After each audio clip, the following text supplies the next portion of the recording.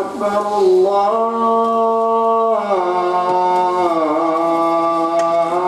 أكبر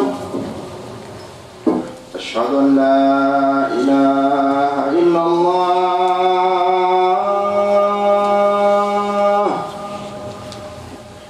أشهد أن لا إله إلا الله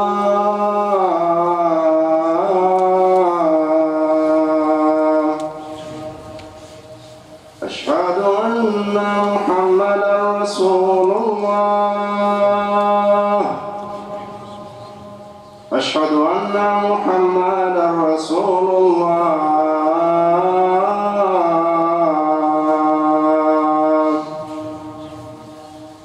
حي على الصلاة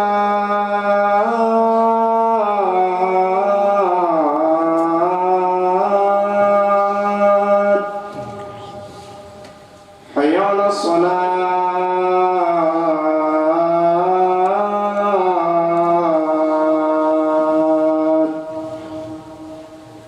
حي على الفلاح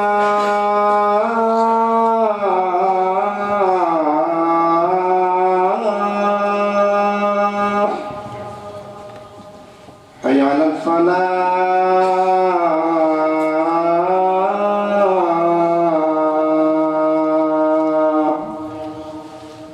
الله أكبر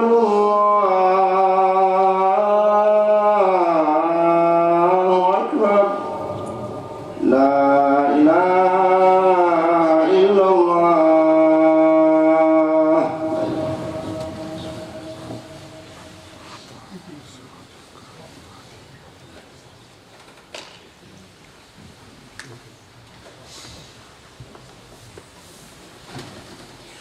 إن الحمد لله نحمده ونستعينه ونستغفره ونعوذ بالله من شرور أنفسنا ومن سيئات أعمالنا إنه من يهده الله فلا مضل له ومن يضلل فلا هادي له وأشهد أن لا إله إلا الله وحده لا شريك له وأشهد أن محمدا عبده ورسوله صلى الله عليه وسلم يا أيها الذين آمنوا اتقوا الله حق تقاته ولا تموتن إلا وأنتم مسلمون يا أيها الناس اتقوا ربكم الذي خلقكم من نفس واحدة وخلق منها زوجها وبث منهما رجالا كثيرا ونساء واتقوا الله الذي تساءلون به والأرحام إن الله كان عليكم رقيبا يا أيها الذين آمنوا اتقوا الله وقولوا قولا سديدا يصلح لكم أعمالكم ويغفر لكم ذنوبكم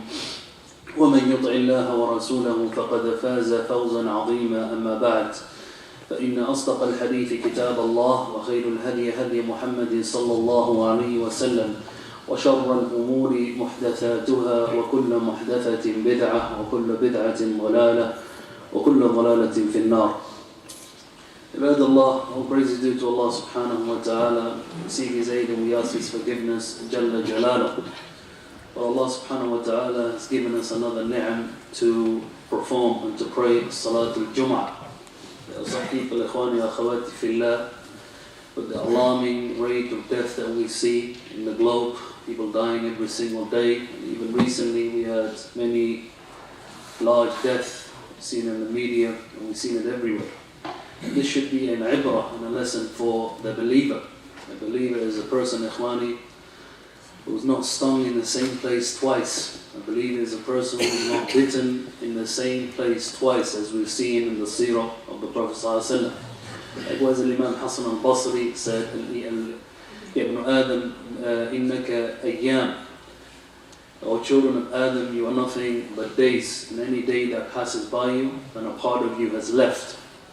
Now, as you know, ikhwani wa akhawati fillah, yawm al-qiyamah, people are going to be given their book, لا يغادر صغيرة ولا كبيرة إلا أحصاها.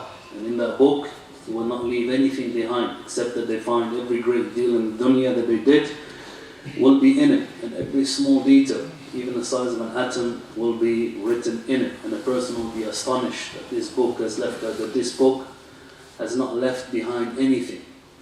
So some of our brothers in here, فَبِهَا وَنِعَمَ alhamdulillah, they're involved in da'wah. Whatever strength of da'wah you can be in. Somebody's strength is to be in the first row every single salah. Somebody is to attend the Salatul Fajr. Somebody is to give a sadaqah. Another person is to make excessive amount of dhikr. Another person is to get up for Qiyamul Layl.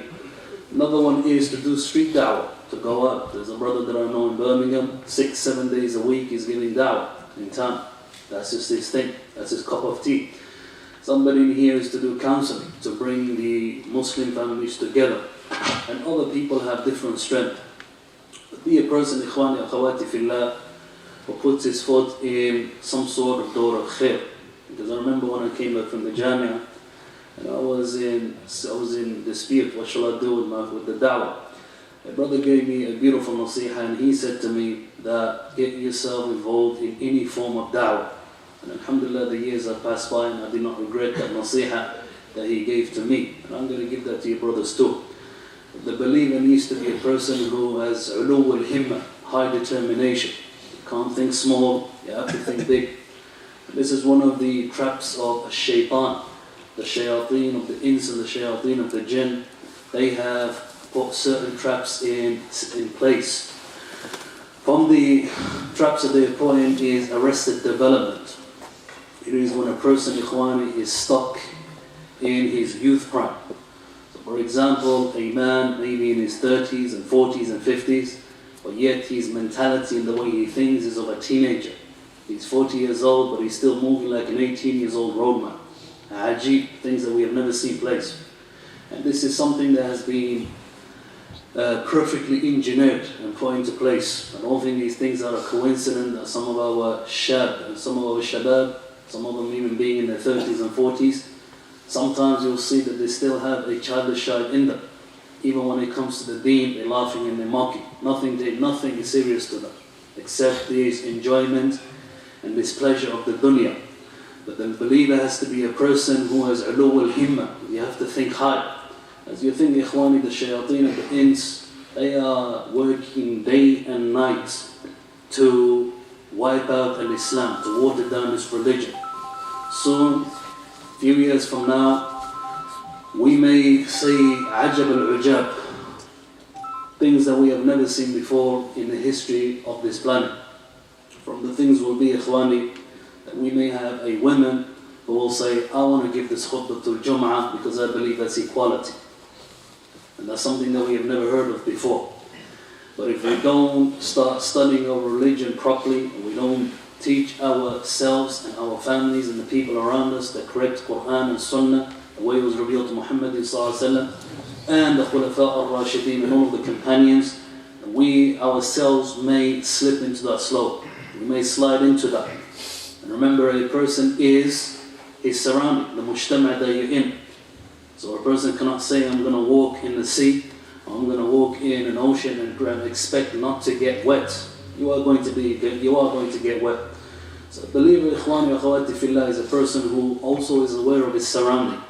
The companions, radwanullah alayhim ajma'een, some of them were a group of people who were very observant of the Prophet ﷺ. How he spoke, what he said. Some of the companions also used to write down everything that he used to say.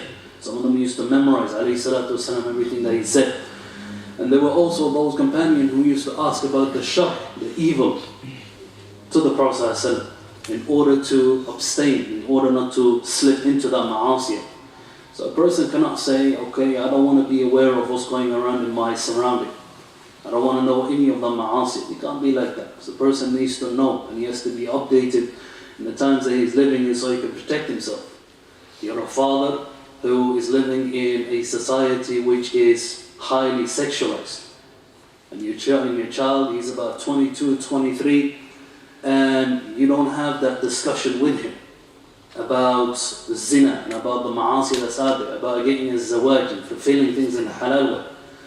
And then when one day when the news comes up to you that he's given birth, that he has a child out of the wedlock through zina, na'udhu billahi min dhalik, and then the person goes insane and he goes crazy.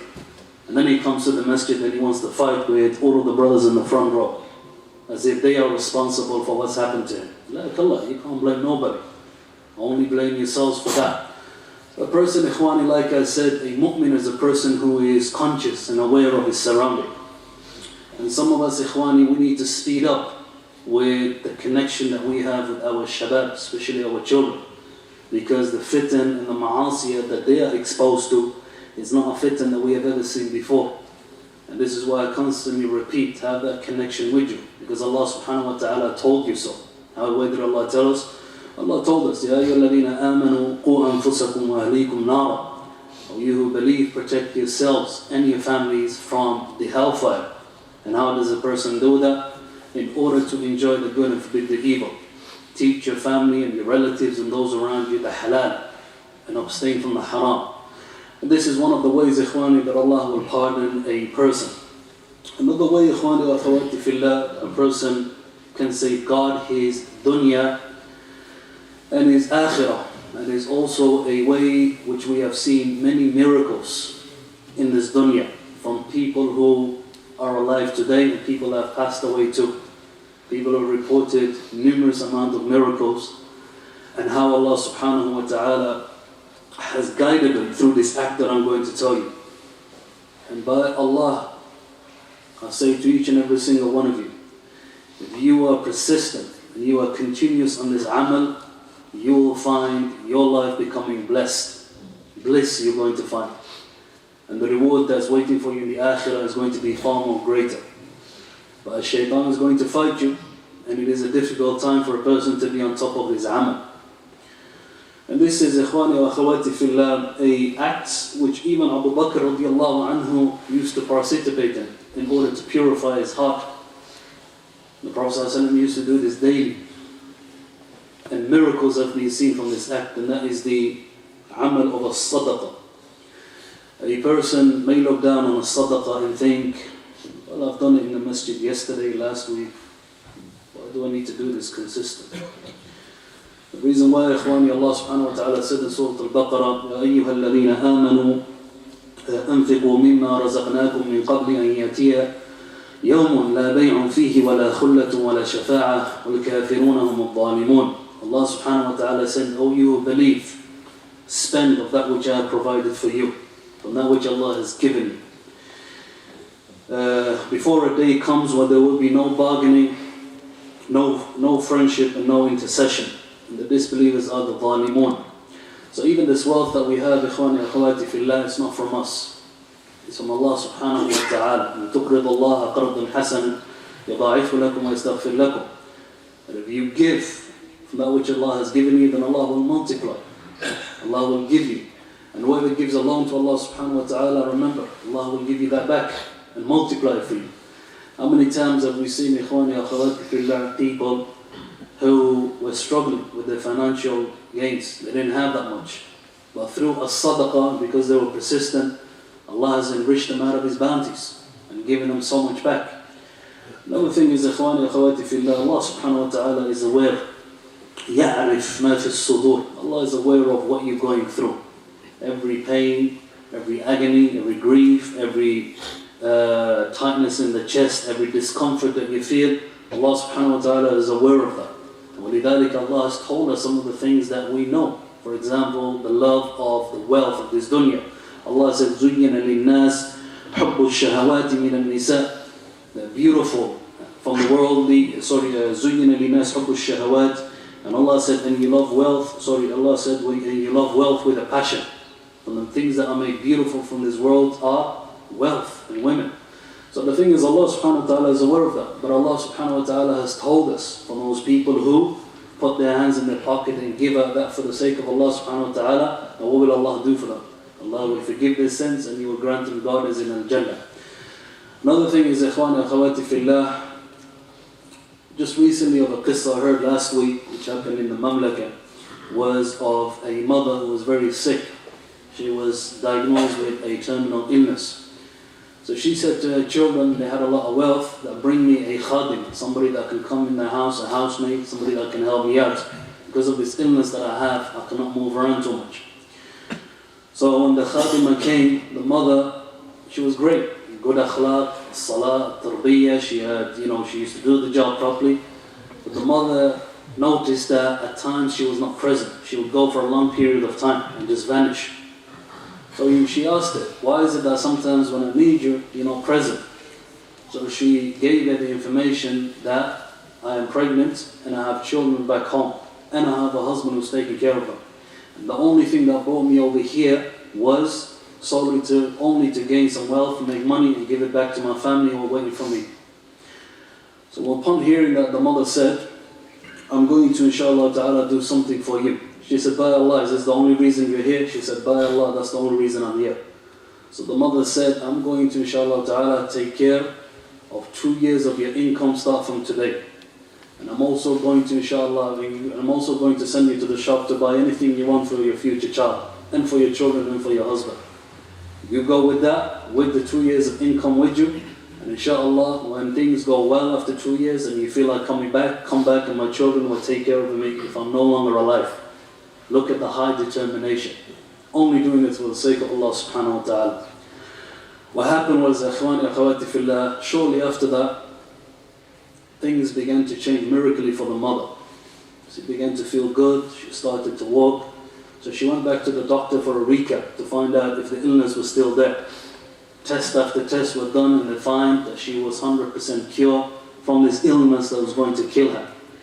And the only answer that she finds is the sadaqah that she gave to this woman. And we have seen many other ajab al-ujaib like that. There was a mother also, ikhwani, we heard of, she was struggling. Her son was a disobedient son, a gangbanger, somebody that used to cause problems, always involved in mukhaddirat and ma'asiyah. And the mother even thought sometimes, she said that when he used to leave the house, I used to think that he would never come back, worried constantly. So upon hearing that, she heard of a lecture dedicated to sadaqah. She began to give a sadaqah for the sake of Allah, that which the right hand gives that the left hand is not aware of. And this continued for a long period of time, until one day her son's life transformed without her saying anything to the son. And he became a person who was connected to the Masjid of Allah. And we have seen many, many miracles that relate to a sadaqah. That's why the Prophet ﷺ told us, Dawu anfusakum bis-sadaqah, that cure your sickness and your disease with a sadaqah. We find brothers, ikhwani, who have been tested with a stubborn jinn, ifriti inside of them. That jinn would stop them from praying the salah. That jinn would constantly push them toward making a zina. That jinn would make them listen to music day and night. That jinn would cut them off from society and keep them to himself. That jinn would even make him stop fasting in the month of Ramadan. Ruqya upon ruqya, Surah Al-Baqarah daily, there was no success whatsoever. But only through paying a sadaqah, we have found, alhamdulillah, Allah's rahmah descend, and this person was cured from that. And many other people who were afflicted with magic, who were afflicted with evil eye, jealousy and hatred, and their lives became blocked from every angle. Wherever they look at, they find difficulties. When they paid a sadaqah, they find a lot of these problems were solved and cured. Dawu anfusakum bis-sadaqah, ikhwani. That cure your sickness through a sadaqah.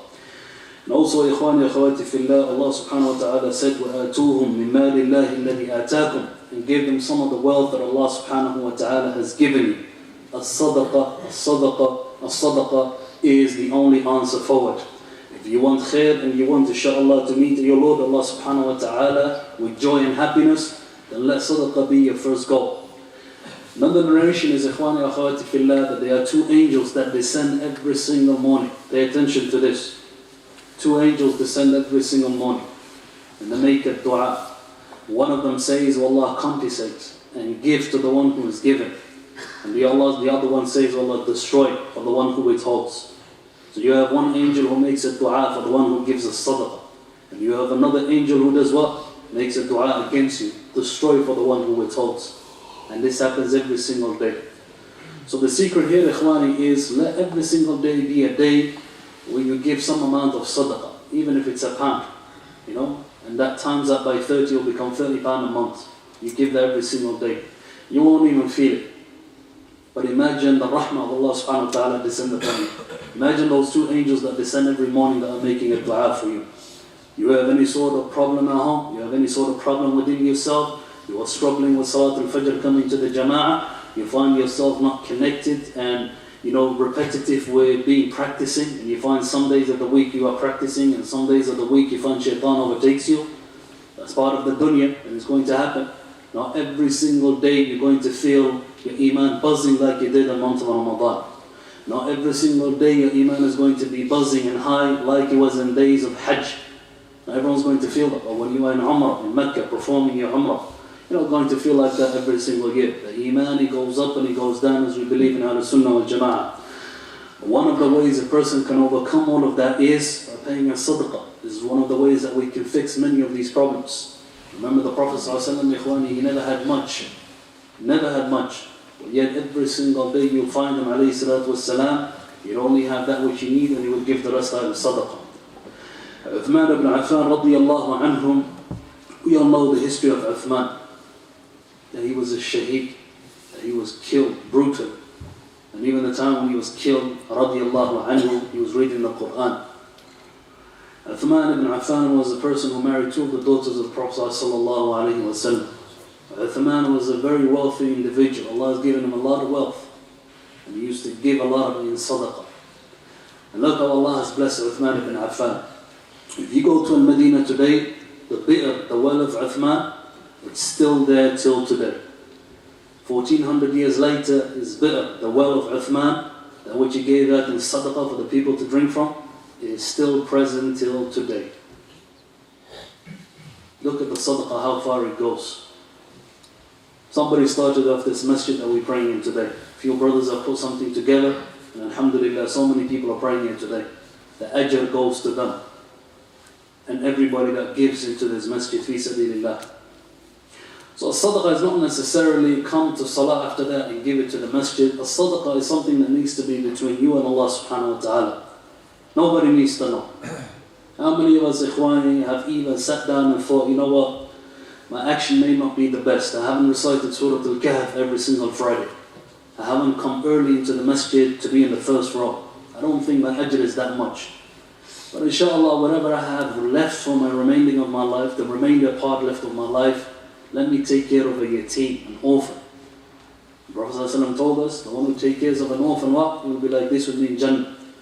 So why don't I do that? Why don't I find an orphan, not necessarily here in the UK, but anywhere on the face of the earth, and I sponsor that orphan? Start from today, you do that. Don't worry about no one. You don't need to discuss anything with anyone. There's amal is between you and Allah. Ignore me, ignore the mu'addin, ignore everybody in this masjid. Because you're going to go and you grade yourself. I'm not going to come with you.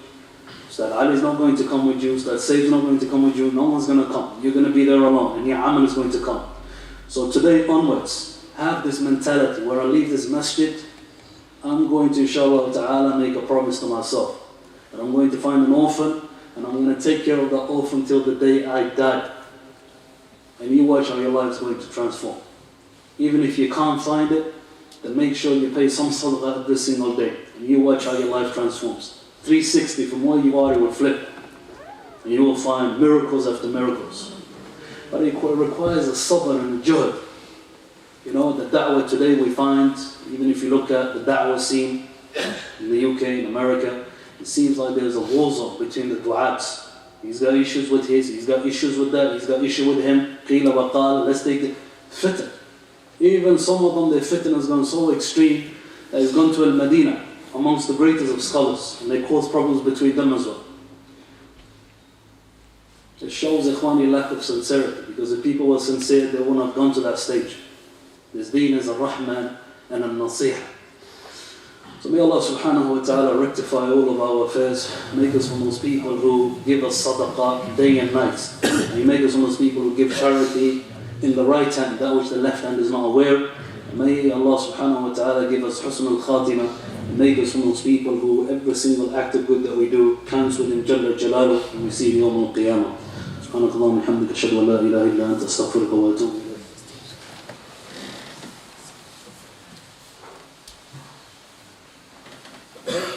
بسم الله الرحمن الرحيم الحمد لله رب العالمين والصلاة والسلام على نبينا محمد وعلى آله وصحبه أجمعين ومن تبعهم بإحسان إلى يوم الدين أما بعد. Today's khutbah, ikhwani wa akhawati fillah, was about sadaqah and how a believer needs to be on top of his a'mal. Some of the greatest a'imma, ikhwani wa akhawati fillah, never used to sleep until they used to count up their deeds. Some of them were even found from the greatest companions holding their tongue, because they said this is what's going to lead many people to go into the hellfire. Yet he has no bone but it is the most destructive flesh in the body. Tup, tup, tup, tup, tup, tup, tup. The Prophet ﷺ was walking by a grave, and he said, these two people are being punished. مَا يُعَذِّبَانِ بِكَبِيرٍ. They're not being punished for something severe. One of them maybe used to clean himself, his bowl, his urine. When he used to go to the toilet, quickly in and out, and the najasi used to spread all over his body. That person is punished. There's a khas punishment for the individual. And the second one is an individual who used to cause fitna, namima between the people. Take information here, go to this one, and these two are fighting. Dangerous. Likewise, ikhwani, just to recap with one hadith. This is a hadith where every single Muslim needs to know. A long hadith, but we're going to recap it shortly. Every single Muslim needs to know this hadith. And if you don't know this hadith, let today be the day when you memorize it and you learn it. Even if it's hard for you to memorize it in Arabic, learn the translation in English and let that be with you. And even if you can't do that, just understand the hadith. It's only 3 points that you need to know from it. The hadith of Abu Hurairah radiallahu anhu قال بينما the hadith, subhanallah, I forgot man. عن أبو هريرة رضي الله عنه قال إن الله يقدر يوم القيامة رجل استشهد فأتي نعمه فعرفها قال فما عملت. The hadith, ikhwani, said that there was a hadith of Abu Hurairah radiallahu anhu which said that we were sitting with the Prophet ﷺ, and the Prophet ﷺ told us about 3 individuals. That Yawm al-Qiyamah, a man will be brought forth, and it will be said to him, what did you do? And the man will say to him, I fought in your path until I died. And it will be said to him, Kadhabt, you have lied. And it will be also repeated again, Kadhabt. And his face will be dragged into the ground until he's thrown in the hellfire. This was a man who did jihad for the sake of Allah. And not the madness that we see today, where a man straps a bomb on himself and blows the skull out of his brain. That's not a jihad. It has nothing to do with our religion. Abu Bakr, Umar, Uthman and Ali did not blow themselves up. It has nothing to do with our religion. And it's quite sad that some people believe that this is part of our deen. It has nothing to do with our deen. But this jihad, ikhwani, is the correct jihad. And what happened, it will be said to him, Kadhabt, until his face is dragged into the hellfire and thrown into the hellfire. Then the second one will be an alim and a qari. We know the alim, the status that he has in this religion. Same thing to the alim, what did you do? I seek knowledge for your sake, Ya Allah, until I died. It will be said to him, Kadhabt. And then his face will be dragged into the hellfire and again thrown in the hellfire. Dragged onto the ground, humiliated, and then thrown into the hellfire. And lastly will be a man who used to give a sadaqah. And Allah will say, what did you do? He said, Ya Rabbi, I gave charity for your sake. It will be said to him, Kadhabt. And his face will be dragged into the ground and thrown into the hellfire. All 3 did a beautiful deed, which is azim in our deen. But why is it that all of them are dragged, their faces dragged, humiliated onto the ground and thrown into hellfire? It's because their amal and the niyyah contradicted one another. The action that he did wasn't for the sake of Allah, it was for the people. So he gave a sadaqah. So Ramadan, for example, the 27th night, people must say, who can donate, and a person will jump up, I'll pay £10,000, write my name on the wall. We have some masjid that do that. And that's the only time you probably see the brother giving it. And throughout the whole year he won't give nothing. This is what we're talking about. Or a person who probably never reads Qur'an, but as soon as he gets the opportunity to read in front of people, he's reading the Qur'an in such a beautiful way. Probably doesn't pray no salah. When it comes to lectures, hadith, everything's coming out. This is what we're talking about. Whatever act that you do in public has to be the same in private. Secrecy and the ikhlas and niyyah with yaqeen with Allah subhanahu wa ta'ala. So all of 3, ikhwan, we have learned here today that their actions and their niyyah contradicted one another. The act that they did was salih, it was righteous, it was beautiful. But their niyyah was the complete opposite. And same with the munafiqeen. May Allah protect us from falling into nifaq. So ikhlas and niyyah, ikhwan, whatever act that you're doing, always rectify your niyyah. Because we don't want to come Yawm al-Qiyamah and be from those people, تَأْمُرُونَ النَّاسَ بِالْبِرِّ وَتَنْسَوْنَ أَنفُسَكُمْ. We tell the people to do good, but we forget ourselves. Me being in the hottest line, I ask Allah to keep me sincere. Because if my actions are not sincere, then there's going to be trouble, and this khutbah is going to be against me. And same with every single one of you guys. All of you have responsibilities. and you will be asked about their responsibilities. So may Allah subhanahu wa ta'ala keep us sincere. And that is the main objective here today, sincerity. Even if the sadaqah that you give may be 50 pence, it may even be small, but as long as you're sincere, you will have an azam, you will have a lot of weight in the sight of Allah subhanahu wa ta'ala. That's why the Prophet told us, give us sadaqah even if it's half a day. A half a day may be nothing to some people, but if that's sincere and that's all you have, then عند Allah it will mean a lot. Allah. So don't think about the quantity of it, but look at the quality of it. As long as a person is sincere, then Allah subhanahu wa ta'ala will accept it and will multiply that bi'idhnillahi ta'ala. So we ask Allah subhanahu wa ta'ala to make us from those people who are sincere to Him Jalla Jalaluh. May Allah make us from those people who all of our action is sincere for Him Jalla Jalaluh. May Allah subhanahu wa ta'ala keep us sincere. May Allah subhanahu wa ta'ala keep us sincere. May He keep all of our a'mal sincere. May He make us from those people who give sadaqah with the right hand, that which the left hand is not aware of. May Allah keep us firm upon this deen of Muhammad, upon His deen Jalla Jalaluh. May Allah make our heart firm upon the Quran and the Sunnah. May He grant us husn al-khatimah. May He grant us good in this dunya and in the hereafter. May He grant us a husn al-khatimah. May Allah subhanahu wa ta'ala make us from those people who give charity every single day of our life until we meet Him Jalla Jalaluh. May Allah give us a special connection with His Quran and make us from those people who Quran is rich in their heart. May Allah make us from those people who recite the Quran daily. May Allah subhanahu wa ta'ala make us from Ahlul Quran. May Allah subhanahu wa ta'ala allow us to pray in His masjid and make our salah the last salah that we pray in a masjid. May Allah subhanahu wa ta'ala shower His mercy upon us, and may He make us from those people who accepted Yawm al-Qiyamah. Subhanallah, alhamdulillah, ashhadu an la ilaha illa ant, astaghfiruka wa atubu ilayk. Assalamu alaikum.